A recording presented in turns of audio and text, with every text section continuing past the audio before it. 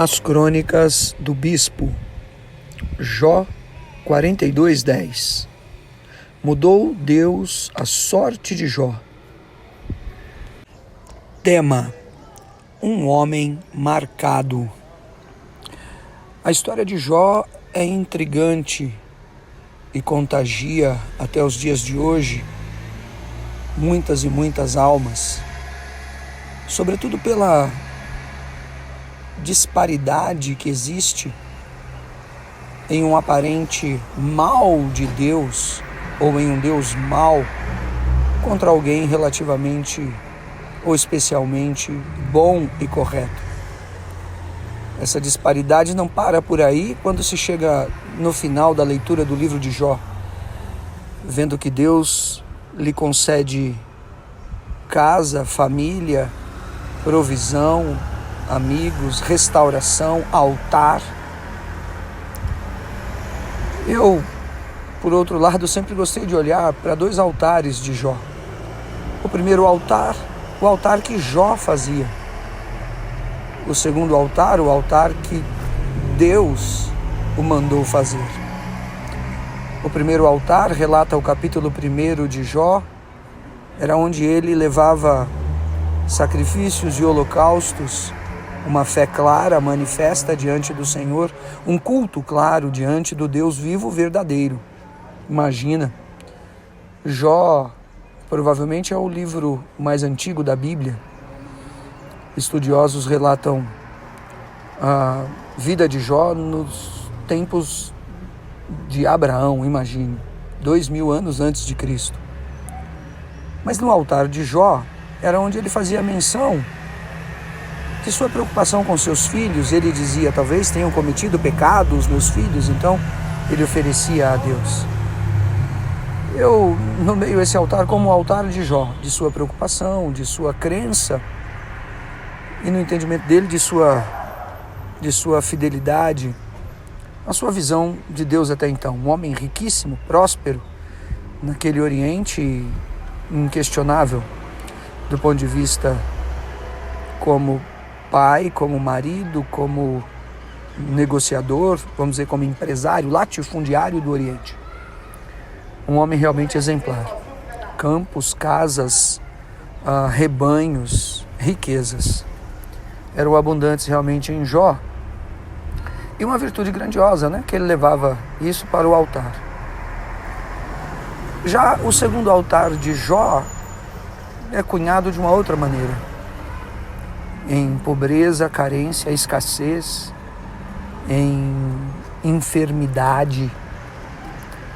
Jó 42 diz que o Senhor não atende à oração de Elifaz, um dos amigos de Jó, e o envia a Jó para que Jó sacrificasse a Deus 7 novilhos e 7 cordeiros. E de Jó Deus atenderia então a oração. E eu nomeio esse altar como o altar que Deus manda fazer, né? Elifaz vem a Jó com os seus amigos, Zofar e Bildade, aqueles animais, referendando a Jó essa palavra de Deus e a retenção clara que havia no mundo espiritual com relação à vida deles. Um tanto quanto não se sabe por sua conduta, mas seguramente por aquilo que haviam falado do próprio Jó e que Deus não havia aceitado. Isso está escrito claramente em Jó, no capítulo 42, a partir do versículo 8. E nesse altar, Jó está ali intercedendo pelos seus amigos. Jó 42:10 diz que Deus mudou a sorte de Jó quando ele orava pelos seus amigos. Aquele era um altar direcionado pelo Senhor, pelas ofertas dos amigos de Jó, pelas mãos de Jó, né? E ali uma obra grandiosa acontece. Familiares de Jó vêm e o presenteiam com anéis, com riquezas, enfim. O Senhor faz essa obra grandiosa na vida desse homem. Mas, excetuando os dois altares que eu sempre menciono quando penso em Jó, a sua trajetória realmente passa a ser caótica lá pelas tantas da vida. Um homem tão diferenciado como aquele até então passa a sofrer golpes duríssimos em sua vida, partindo do céu para a terra.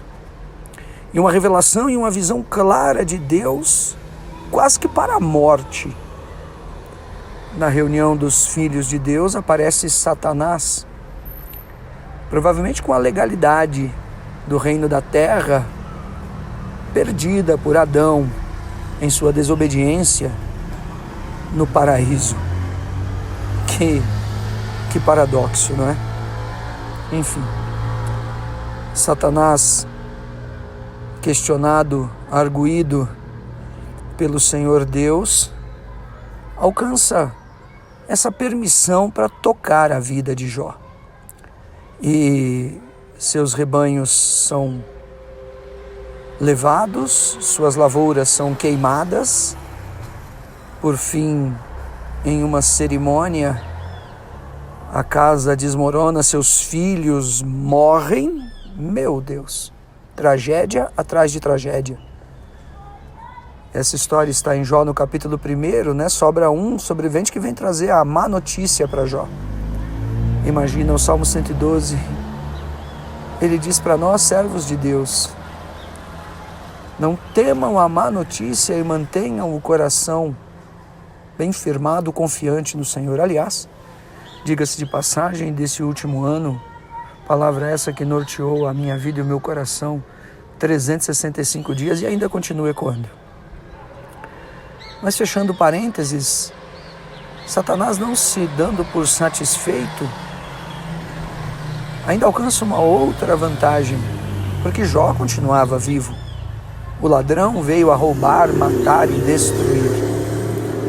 Um outro assunto interessante para ser falado outro dia sobre o Evangelho de João, capítulo 10. Porque não é o diabo, né, que veio roubar, matar e destruir, e sim o ladrão. Olha que interessante. Me cobre outro dia que eu vou discorrer sobre isso, se Deus permitir. E lá em João capítulo 10, fala que o ladrão eram os falsos mestres. Enfim, para não mudar de assunto e confundir ninguém que tenha chegado até aqui, Satanás toca ainda na saúde de Jó.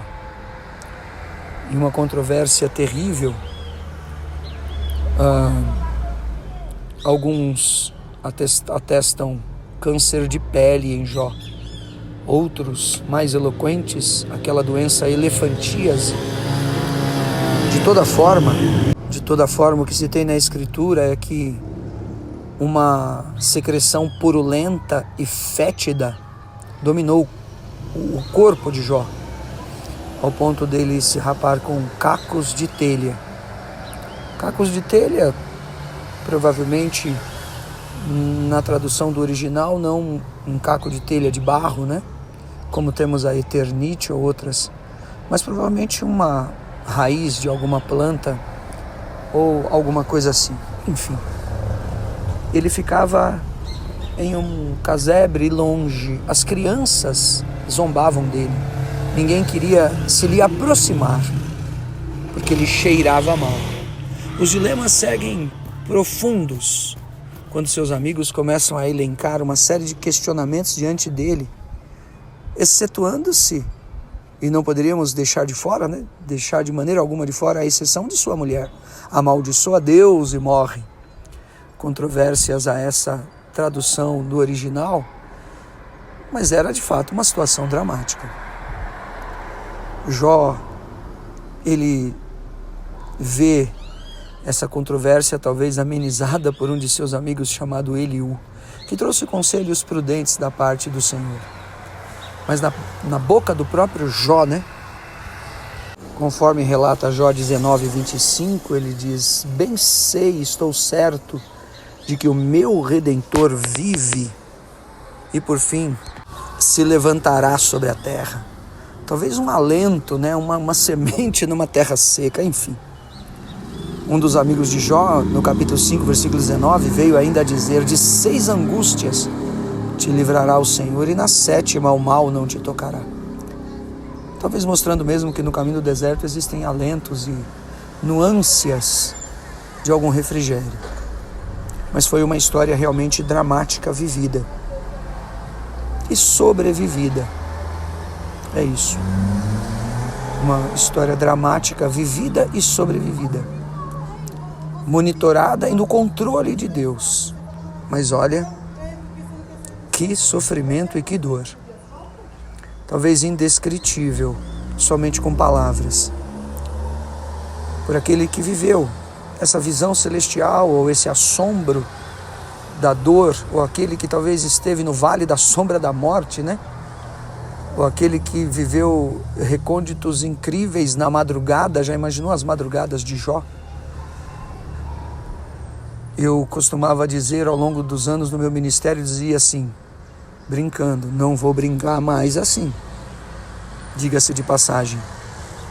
Mudou Deus a sorte de Jó, do JR, conhece ele? Eu dizia isso. Agora, não estou muito dizendo mais não. É melhor refletir um pouco melhor com algumas coisas. Gente, Satanás não está de brincadeira. Nós temos que vigiar e orar.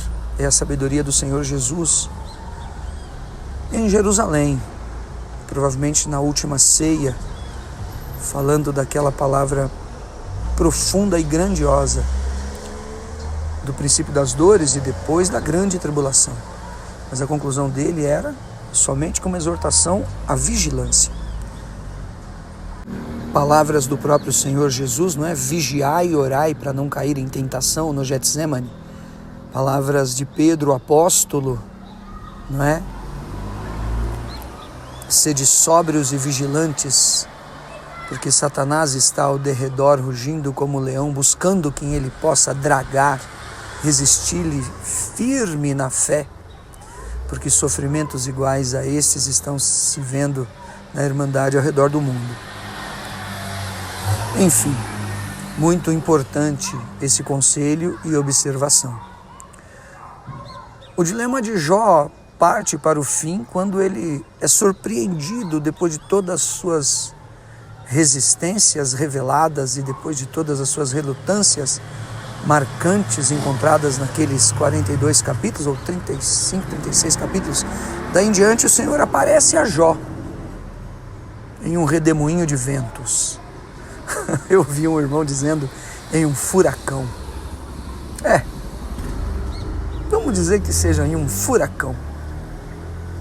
O Deus do furacão da vida de Jó, ou do turbilhão de ventos do homem ferido, o homem marcado pela permissão de Deus para que Satanás lhe tocasse e o tirasse de todo qualquer tipo de veneração, idolatria, religiosidade, autocomiseração, juízo próprio, ou alguma autovalorização que o colocasse preponderante diante de qualquer homem, ou diante do próprio Deus, ou vaidade, né?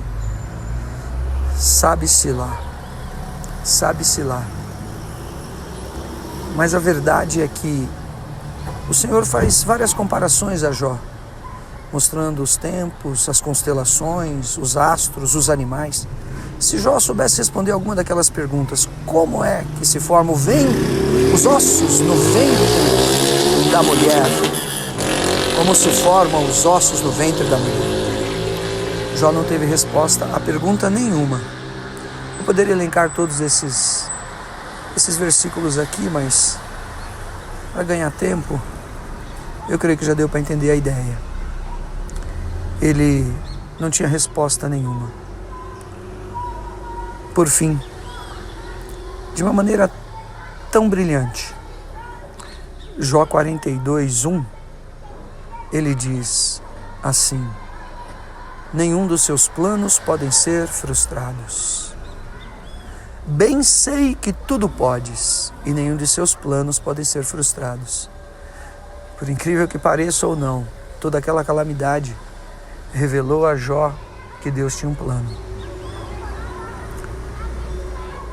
uma palavra tão marcante, tão profunda, e creio que algo da parte de Jó brilhante é Jó 42. Jó 42, 6. Eu me abomino e me arrependo, ele diz. Eu me abomino, já imaginou o que é um ser abominável? O que é uma pessoa abominável? Me ocorrem algumas palavras que não podem nem ser ditas. Uma pessoa abominável, alguém que agride uma mulher ou fere uma criança, e por aí vai. É alguém abominável. O que é alguém abominável? A conclusão que ele chegou dele mesmo, né? O que é que não deve ter passado na cabeça desse homem, ou que não passava antes. Enfim, mas ele se arrepende. Se arrepende, e se arrepende, e se arrepende. Glória a Deus por isso. Ele se arrepende. Deus é fiel e grandioso mesmo. Eu me abomino e me arrependo, no pó e na cinza. E daí ele levanta um segundo altar. A marca de Jó é ser reconhecer como abominável. É o homem pecador, é o homem idólatra, é o homem que se acha forte, mas na verdade é fraco. Gente, escute, não há. Se o primeiro conselho foi sobre vigiai, o segundo talvez seria: não há ninguém grande, forte, poderoso, sabe, posicionado, isso, aquilo, que possa ir a lugar nenhum, ou possa falar nada, sabe? Aprenda isso. Nada, nada, nada. Se ele não tiver passado por renúncia, por repreensão de Deus, por provação de Deus, por calamidade de sua alma, por choro e soluço, de angústia, de joelho dobrado e de coração prostrado, em quebrantamento e humilhação, eu não acredito em ninguém, forte ou grande que seja, na fé, no céu ou no inferno. E quero que você entenda, não acredite também que não tenha passado pelo vale da sombra da morte. Não acredite nessa pessoa, não dê crédito, porque isso não existe. Não existe. Homens grandiosos e que se moveram em poder usados por Deus são homens marcados em angústia, em pranto, em choro, em perdas. Talvez tantas delas ocultas, apenas diante de Deus. Outros reveladas diante de todos. Mas eu não acredito em um homem que possa ser grande diante de Deus, ou que possa se fazer grande diante dos homens, em Deus, que não tenha esse caminho, que não seja marcado. Haja visto, é o que a gente vê na própria Escritura. Com o apóstolo Pedro, quando nega, chora amargamente. Foi destruído em pedaços, em 1000 pedaços. Ou o apóstolo Paulo, que era para mim lucro, tomei por perda, e o Senhor lhe colocou um espinho na carne. Imagina. Viu um outro homem em uma visão que o Senhor lhe colocou também um espinho na carne. Mas este teve melhor sorte, porque quando clamou, o Senhor disse: eu tiro esse espinho da sua carne. Jó, ele se qualificou assim, abominável, mas uma marca de arrependimento profundo. De fato, o Senhor mudou a sorte e a vida dele. Eu poderia seguir aqui descrevendo mais coisas e falando mais palavras, talvez trazendo mais conselhos, mas fica para outro dia. Eu não consigo conter. Mas a minha conclusão é essa. A minha conclusão é essa. A minha conclusão é essa. Ouvi um homem que Deus disse a ele: pede-me o que queres que eu te faça. Mas existe um outro homem que hoje quer dizer: Deus, Senhor meu, pedes-me o que queres que eu te faça. Fica com Deus. Obrigado, Jesus. As crônicas